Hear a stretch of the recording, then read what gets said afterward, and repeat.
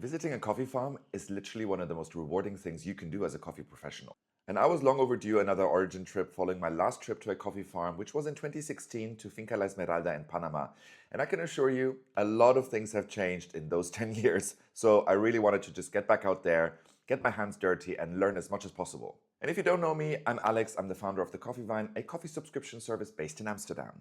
Earlier this year, I had the opportunity to visit my friend Rodolfo Rufatti, who is a fourth-generation coffee farmer in El Salvador. I had never been to this country before, and I was really excited just to get out there, get to know it, get to know its people, get to know its coffee industry, and learn as much as possible about the challenges and opportunities that it faces as a coffee-producing country in this day and age. Rodolfo and I spoke about a lot of different subjects while I was there. I got to visit 2 of his coffee farms, including Finca Guanacaste and Finca Salvador. We went to the coffee mill where he gets his coffee processed. I participated in a cupping. I met a lot of different people, including the QC manager, an agronomist, farm hands, the farm manager, coffee roasters. And I even managed to sit down with Rodolfo for a full-length interview in which I asked him a bunch of questions, and I think you'll really enjoy this because you'll learn a lot. So without further ado, here's Rodolfo. Enjoy.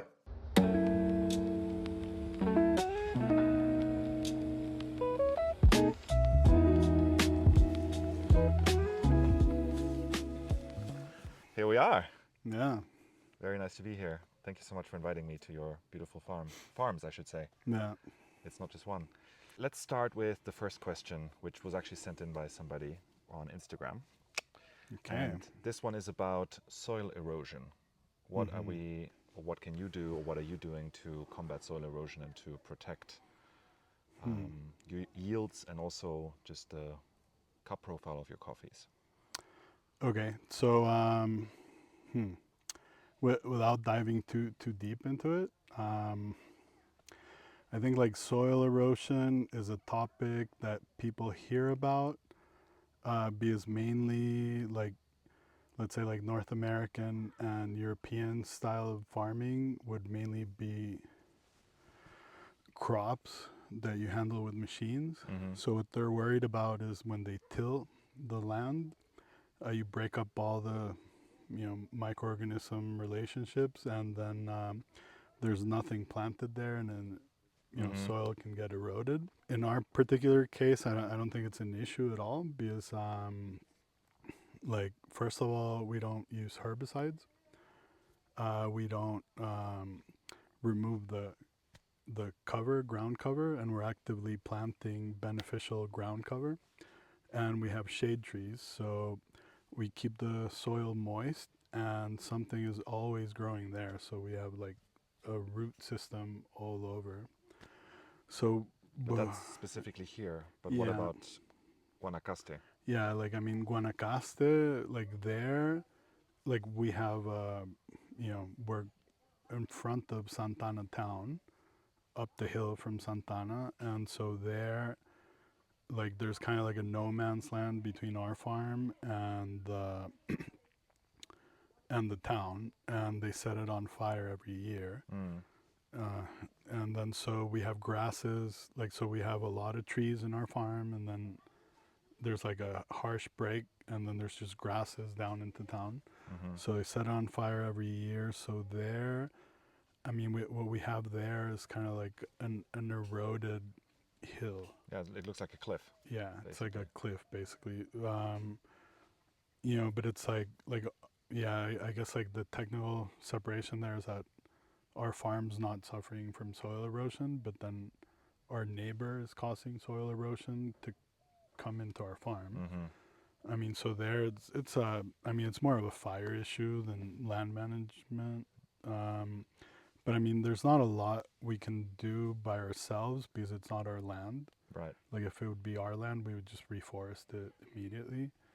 But it's sort of this legal limbo, no man's land, and there's not a lot of government intervention there. So it's, I mean, we kind of go beyond into no man's land and plant bamboo and different types of plants that will hold the soil. But I would say it's like a very specific case, and it's not like a general coffee issue. Okay. It's That's more good to of know. a human relations issue For kind sure. of thing. For Yeah. sure.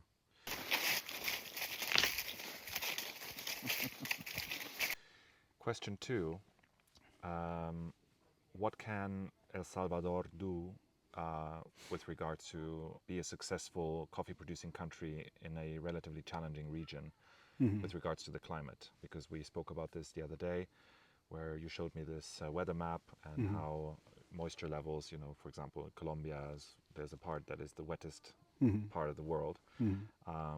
But here, there's often very dry conditions. Like, what can El Salvador do to be a successful coffee producing country with the lot that it was given? Yeah, well, but I would separate it in two things. I mean, I would say, like, what we talked about, that El Salvador at some point was the fourth biggest producer of coffee in the world, and we were the third biggest exporter. And then civil war and government policies and stuff brought down the industry. So I think, like, in general, the coffee industry here is not going to recover. I think, like, people have found other more profitable things to do with their time. Even selling vintage clothes, you said. I mean, yeah.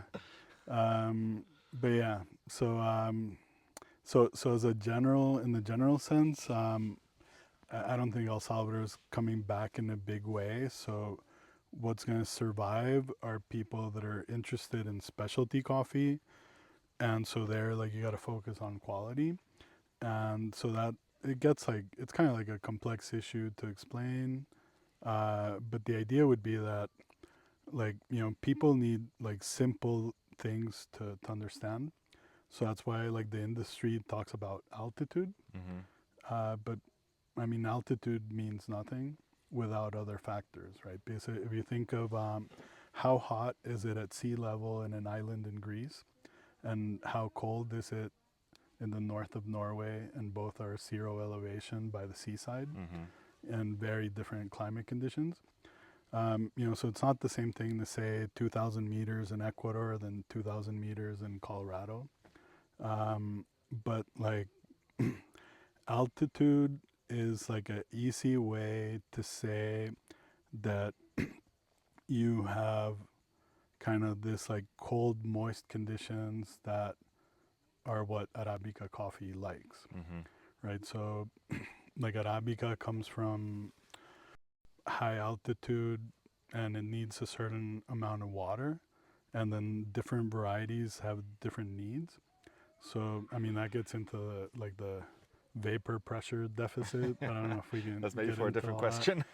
Yeah. So my first solution was, well, okay, like, you need to keep like, moisture in the soil, so that the leaves are not stressed out and they can keep doing photosynthesis, because if it gets too dry, plants will shut down and not produce photosynthesis, and if they don't do that, then they won't have enough energy to produce secondary metabolites that are, like, floral, fruity flavors, and then they just focus on their own survival, and you'll get, like, a very depleted, kind of nutty, boring, flat cup.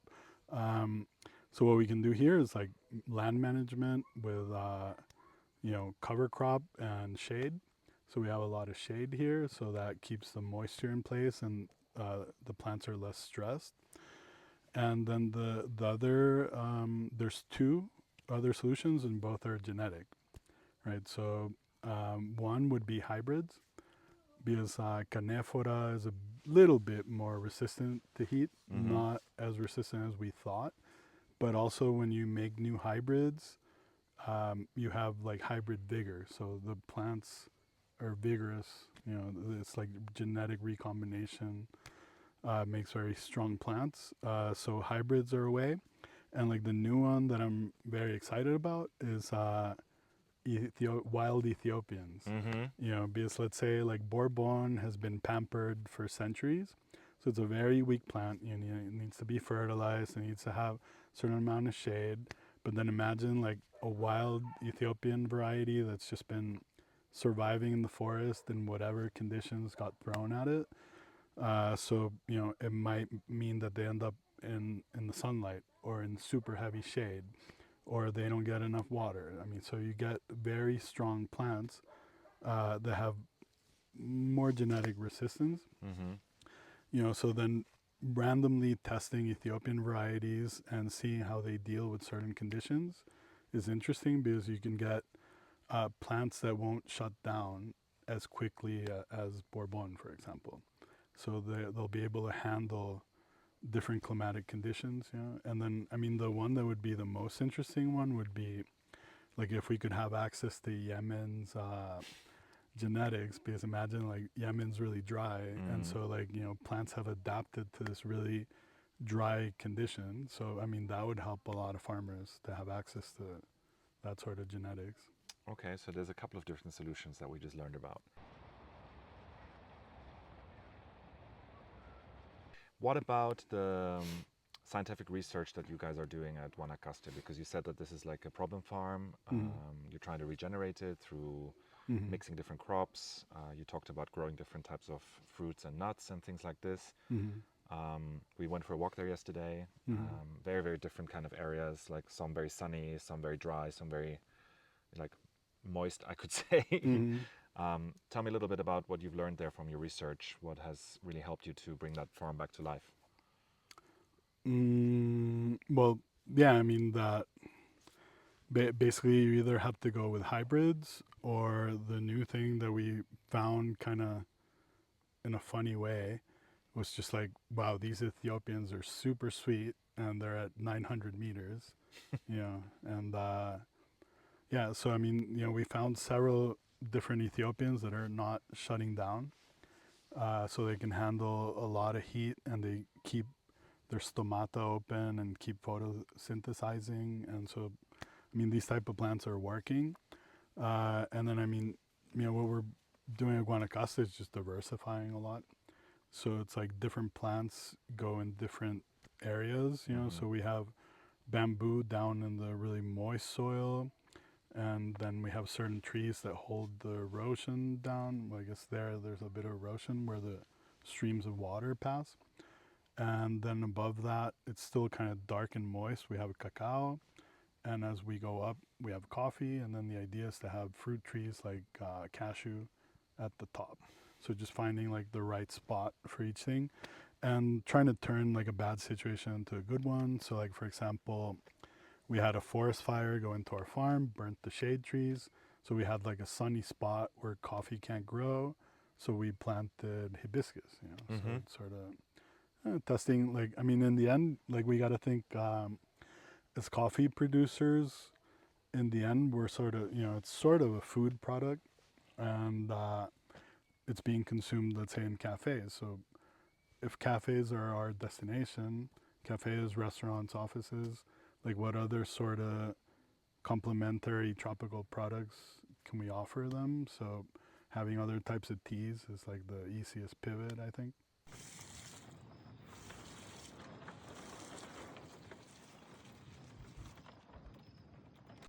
And I also learned, which I find really interesting, that you guys are planting a lot of curcuma. Yeah, Why? yeah. Yeah, well, I mean, so I think when I was looking at my farms, it was like, wow, there's a lot of coffee here. It's like, I'd like to grow other things. I mean, El Salvador imports a lot of its food. I heard up to 80%, right? Yeah. And it's, yeah, so that's what you get if you focus on a monocrop export crop and then forget about growing food. So it's kind of complicated to pivot a coffee farm and change people's mindset. I mean, so we've tried all sorts of, different tomato, chilies, all sorts of things. But some things are very sensitive to the climate, and some, I mean, like some things just thrive by themselves. So curcuma is great. Like we planted in rows in between the coffee, and I mean, you saw that they were like huge Yeah, yeah, yeah. curcuma. So what are the beneficial factors of the plant in that area? Because you mentioned that it has a lot of like really positive things that it does to the soil. Yeah. Well, I mean, yeah. Well, the first thing is that since we don't apply herbicides, like we're doing a big effort just to control weeds. So that's like a long-term solution where you have to introduce more beneficial fungi into your soil, and things like this. So what curcuma does, first of all, is compete with the weeds growing in between the coffee. So then you have to do less controls, and then curcuma, when you harvest it, like you're making like a little hole Mm-hmm.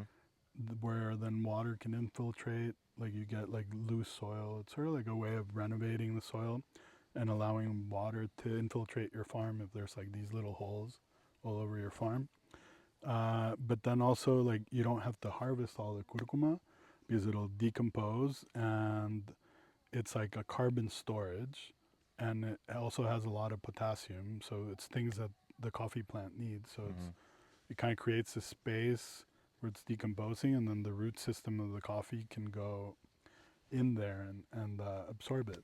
And what was really funny is that like I have a book from he's it would be like a great great grandfather, and his father-in-law grew coffee, so he was like 1840s already growing coffee. And then he wrote this article where he's criticizing basically, I guess, like his father-in-law or like coffee producers, because he's like, look, like we're in the richest volcanic soil, like these lands have created like the richest forest in the world, and all you're doing is growing coffee, and then he's like, why aren't you coffee producers? I mean, he wrote this in like 1901, something around there, and he's already saying that coffee producers are constantly complaining about the price going down, having problems, and so and he's like, why don't you guys plant ginger in between your coffee rows? And then I was like, okay, we're planting curcuma, like turmeric and ginger, and it's like, wow, my great great grandfather gave this advice 120 something years ago, and here we Incredible. are doing the same thing. So Wow. I mean, that was nice, yeah. And then I mean, I personally, I guess, like, you start learning how to take care of yourself, how to eat better. Um, so that kind of translates into how you take care of your farm. And so, I mean, I personally was like, incorporating curcuma into my diet. And so it's like a personal thing to like, hey, let's have medicinal food products growing in our farm. So that was the idea. Fantastic. I love curcuma, I have to Mm, say. no. Just not chopping it with bare fingers because they leave Uh, your fingers orange. uh,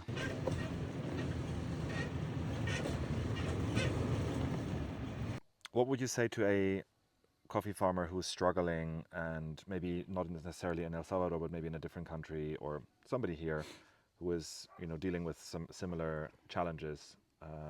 What would you say to them, like in terms of like like some advice on how to? what specific challenges would you want to? I mean, we spoke a lot about things like there's to some degree sabotage, there's theft, there's like forest fires, climate change, there's Mm-hmm. falling yields, there's plants that are not really growing very well, even though you're doing your best, and Yeah. like Well, I mean, yeah, I think the point of the question is like, what would you say to someone who is like struggling under all of these challenges and just doesn't know how to make coffee their life? yeah. Well, I mean, like, well, number one, and you can cut this part out. Yeah, but I mean, Blame it on the edit. number one would be, I mean, is this really what you want to do? Are you made for this? Yeah, and then it's because I mean, so it's like you have to want this in a very deep way, I would say, Mm. to like just be able to, I mean, have horrible things happen to you and you just keep going. I mean, like, last year at this time of year, uh, all our farm workers disappeared because they went down to harvest their beans, and it started raining when it shouldn't rain. So all our cherry was falling on the ground, and we lost like 30% of our harvest. Oh my God. So like if you can't deal with problems like that, then maybe this is not for you. And I would say like if things aren't flowing, like maybe nature is telling us, Then we need to change track. yeah, because I mean, like whenever you gather just one crop, together, you get plagues because like nature is like rebalancing itself. Yeah. So if the world, I think most consumers don't really know like the struggles that farmers are going through. Um, but you got to think that it's already like a broken system if a lot of the marketing is about, oh, we help the farmers. But it's like if it's a healthy industry, the farmer wouldn't need help. Right. You just Right. have a thriving farm, and Right. I mean, why do you need charity if it's going well? So I mean, so I think like and this might be like my pessimist side or like my side coming from the producing side, where it's like, what if there would be a lot less coffee, and then you'd really appreciate When what there's we're like a doing. supply shortage and everybody's Yeah, like, or like OPEC, like I mean that's oh yeah. what we used to have like volume controls, like but that was sort of like a Cold War system where the U.S. didn't want communism to rise in Latin America, so the price of coffee was kept artificially high, but then that system collapsed, and there's no collaboration between producing countries to control prices, so we're just like getting prices dictated to us. So it is. I mean, it is a very challenging system, um, and I don't have like a clear solution. I mean, I could tell you what I did, which was, without saying a particular case, because I mean, I was selling coffee to importers, and then I thought, I mean, we don't really need these middlemen. And so I made my own importing company and started selling direct to roasters. But then, you're also going to have issues. Yes. Yeah. And then I came back to the argument that, like honest middlemen are sometimes necessary. I mean, and I don't think most producers can have such a long chain. So I wouldn't say my solution's like the solution for everyone. I mean, I would say a solution that could apply for everyone would be diversify your farm. So you have other revenue streams and not just coffee. Because like, let's say like the curcuma, it's like we're not losing any coffee production. It's like under the coffee kind of thing. But yeah, I mean, we kind of need a world that appreciates the work and values the work. So I think like a nice solution that's coming out is that specialty coffee is growing in producing countries. So then kind of creating this ecosystem where like people can visit your farm, you can have roasted coffee from your farm tours, Yeah. kind of that sort of thing, and like local consumption's interesting. Yeah.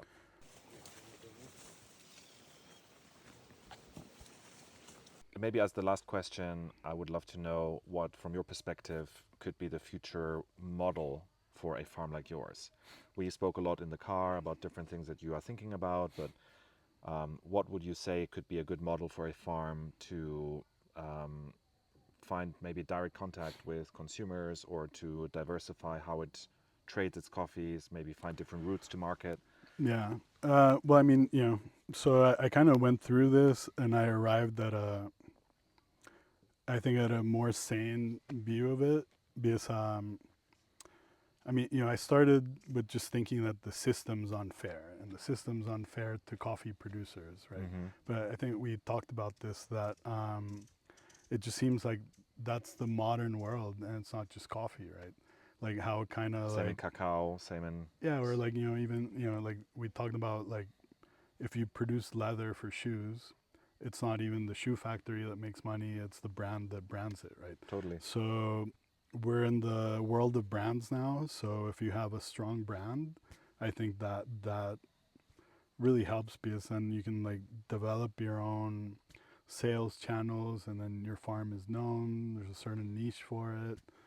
I think that's the way forward. I mean, everyone plays their role, but I guess like if you would think about, like, let's compare coffee to the shoe industry. Like I would say that the difference between the shoe industry to coffee would be that in coffee, the factory which would be the coffee roaster, owns the brand. So people know the roaster. Yeah, They have the totally. logo, the brand, and they're the factory, converting the coffee, right? But whereas in the shoe factory is unknown, and they just supply Nike or Gucci. They put whoever's Yeah. brand on there. So then that exists in a very small level in coffee, you know. Mm-hmm. So, as a coffee producer, like a more equitable model for me would be, let's say, like, what if I give my crop to a roaster and I tell them, okay, pay me later, but let's go half and half. Mm-hmm. Instead of I did all the effort and now I get like a little bit of the roasted sale. Yeah. So things like this, like partnerships where it's like a productive chain where everyone's like adding value to the coffee, and there's not just like trading middlemen that like make their money on you not knowing where it comes from and kind of in the middle. Mm-hmm. So just a direct chain, you process the coffee, you roast it, because like in theory you could pay the roasters to roast and you hold your farm's value, so there could be different models.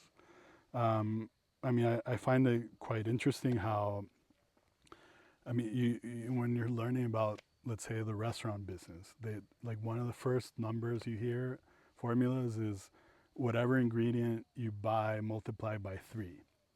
But that's like raw food to a plate being served in a restaurant. Mm-hmm.